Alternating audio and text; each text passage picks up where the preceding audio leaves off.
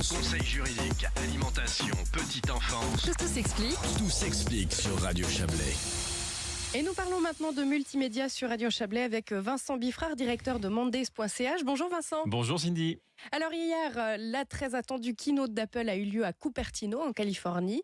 On va commencer par débriefer un petit peu ce qui s'est passé avec la nouvelle Apple TV qui a été présentée et puis une série 3 d'Apple Watch aussi. Exactement, c'est la première fois qu'une keynote d'Apple se déroulait dans les nouveaux bâtiments d'Apple. Donc la keynote a commencé par des magnifiques images du Steve Jobs Theater, qui est vraiment un bâtiment incroyable. Donc c'était très émotionnel dans le début de la vidéo. Et effectivement, la keynote a ensuite continué avec la présentation de la nouvelle Apple TV.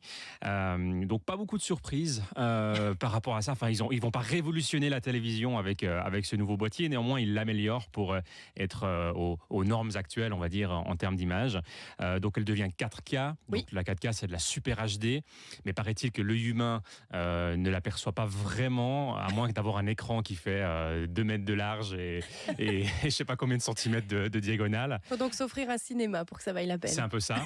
Okay. Et puis surtout que le contenu aujourd'hui n'est pas encore hyper présent en 4K. Netflix propose quelques séries en 4K et ça fonctionne.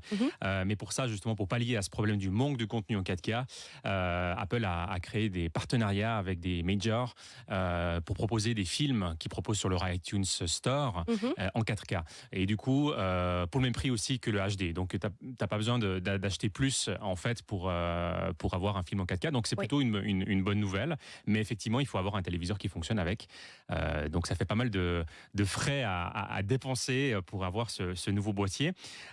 C'est du 4K HDR, donc c'est encore une technologie améliorée avec des couleurs plus riches, une lumière plus naturelle. Enfin, ils ont vendu ça d'une manière très marketing. Oui. Mais néanmoins, apparemment, il y a vraiment une image incroyable avec ce nouveau boîtier.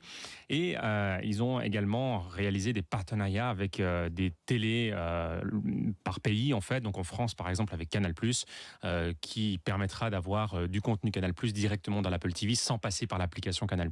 D'accord. Donc cette application s'appelle simplement TV sur l'Apple TV, mais n'est malheureusement pas encore disponible en Suisse. En Europe, on sera en Allemagne, en Angleterre, en France, en Norvège et en Suède. Donc la Suisse va arriver gentiment. Ouais, on est toujours mais un peu dans les derniers. Mais c'est pas grave. Enfin, comme ça, au moins, on arrive avec un produit sans bug une fois que ça arrive en Suisse. Voilà. Donc c'est plutôt pas mal. Quand ça a été testé partout ailleurs. Voilà, exactement. Évidemment, il y a aussi le côté jeu, parce que comme vous le savez, on peut jouer maintenant avec l'Apple TV, on peut télécharger des jeux. Donc là aussi, le processeur est plus puissant. Donc il y a des jeux encore plus beaux, encore plus incroyables. Donc il y a eu une démo d'un jeu un peu style à la Zelda qui a été présenté, qui avait l'air assez beau. Et puis en termes de prix et de taille, donc toujours disponible en 32 ou en 64 Go. Donc là, ça dépend si vous téléchargez des applications ou des images. Et puis entre 180 et 200 francs à peu près. Oui. Donc disponible très prochainement ce mois de septembre dans toutes les bonnes crèmeries. Et puis une nouvelle montre aussi. Oui, l'Apple Watch série 3. Donc la grosse nouveauté, c'est qu'elle a enfin une carte SIM intégrée. Oui. Donc on peut enfin aller courir ou acheter son pain sans téléphone mobile, mais juste avec son Apple Watch pour pouvoir téléphoner, répondre à ses SMS ou simplement avoir sa musique. Et c'est comme ça un peu qu'ils l'ont présenté.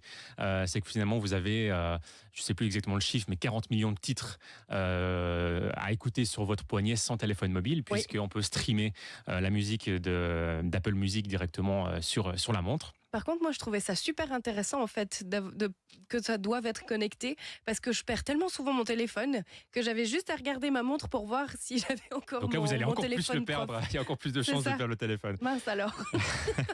Sinon, au niveau du design, c'est exactement la même chose. Il y a juste la petite molette sur le côté qui a une sorte de tache rouge, enfin de rond rouge pour différencier la série 2 et la série 3. Après, ils ont effectivement dit qu'ils avaient mis plus de technologie dans le même espace, donc du coup, c'est encore plus performant. La montre est 70% plus rapide que la série 2. Oui, ça c'est assez impressionnant. Donc c'est assez impressionnant parce que la 1, elle est très lente, la 2, un peu moins, mais ça reste quand même un peu lent à utiliser si on ouvre des applications, donc c'est plutôt une bonne chose. Et puis, il y a tout un programme qui s'appelle Apple Heart Study pour mesurer le cœur en permanence, puis prévenir les maladies cardiovasculaires, donc c'est plutôt pas mal également. Et puis pour les sportifs, des nouveaux panneaux de mesure d'activité avec notamment les valeurs au repos, les moyennes journalières et les temps de récupération. Donc c'est plutôt pas mal, disponible dès le 22 septembre à partir de 370 francs. D'ici quelques instants, on va parler aussi des nouveaux appareils téléphoniques puisqu'il y en a. À tout de suite.